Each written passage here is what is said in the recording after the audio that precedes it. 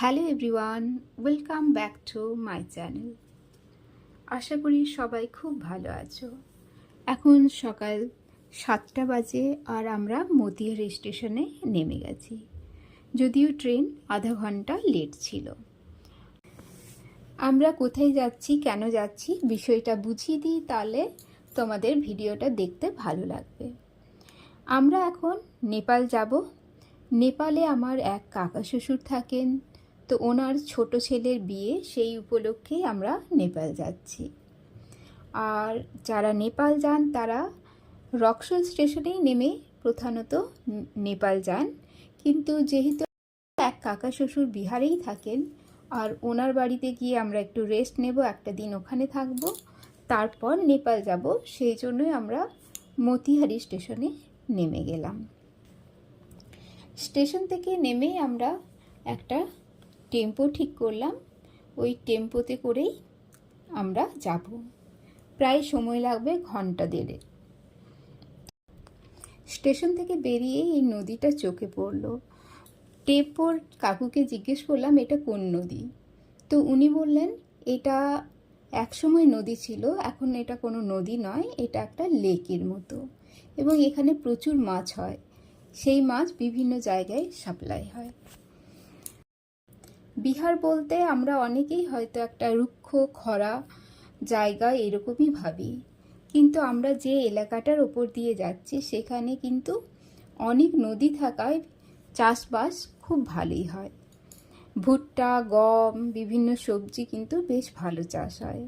রাস্তার দুপারে তাই দেখছি প্রচুর তরমুজ নিয়ে বসেছে। সকাল থেকে কেউ চা খায়নি বলে ওই দোকানটাতে গেল চা খেতে, কিন্তু ওরা টিফিন বানাতে এতটা ব্যস্ত এবং চা দিতে টাইম লাগবে বলে চা না খেয়েই আবার টেম্পোতে উঠে ফিরে এলো।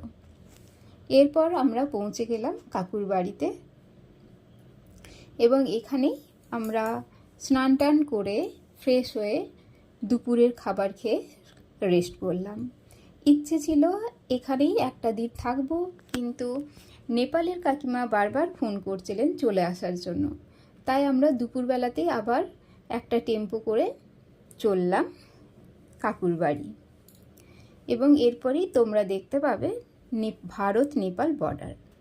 বৈশাখ মাসের দুপুরবেলা, তাই বাইরে বেশ রোদ আর সাথে লু বইছে। এখানে গম কেটে নেওয়ার পর গমের যে গাছগুলো সেগুলো মাঠেই রেখে ছোট ছোট টুকরো করে দেয়, তাই লুয়ের সাথে সেগুলো উড়ে যাচ্ছে এবং বাইরে তাকানো যাচ্ছে না, প্রচণ্ড জোরে হাওয়া চলছে। এরপর আমরা যে বর্ডারটা দিয়ে যাচ্ছি সেই বর্ডারে কিন্তু ভারতের গাড়ি নেপালে যেতে দেয় না, আর নেপালের গাড়ি ভারতে আসতে দেয় না, কিন্তু সাইকেল, বাইক এগুলো যেতে দেয়। অন্য যে বর্ডারগুলো আছে সেখানে কিন্তু ভানসার কেটে ভারতের গাড়ি নেপালে যেতে পারে, কিন্তু এই বর্ডারে যেহেতু পারমিশন নেই, সেই জন্য টেম্পো থেকে আমাদেরকে বেশ কিছুটা আগেই নেমে যেতে হলো। এবং রাস্তাও সাথে খুবই খারাপ, এবং ওখানে যে মিলিটারি ফোর্স আছেন ওনারা আমাদেরকে জিজ্ঞেস করলেন যে আমরা কোথা থেকে আসছি, কোথায় যাব, কেন যাব, এইসব, এবং রাত্রেবেলা যেন এই রাস্তা দিয়ে না ফিরি সেটাও বললেন। যাই হোক, সবাই মিলে হাঁটতে হাঁটতে বর্ডার পার হচ্ছি। এরপর সাথেই দেখলাম বর্ডারের এক জায়গাতে বিয়ের কার্ড রাখা আছে, হয়তো বিয়ের কার্ড দেখিয়ে পারাপার করে অনেকে।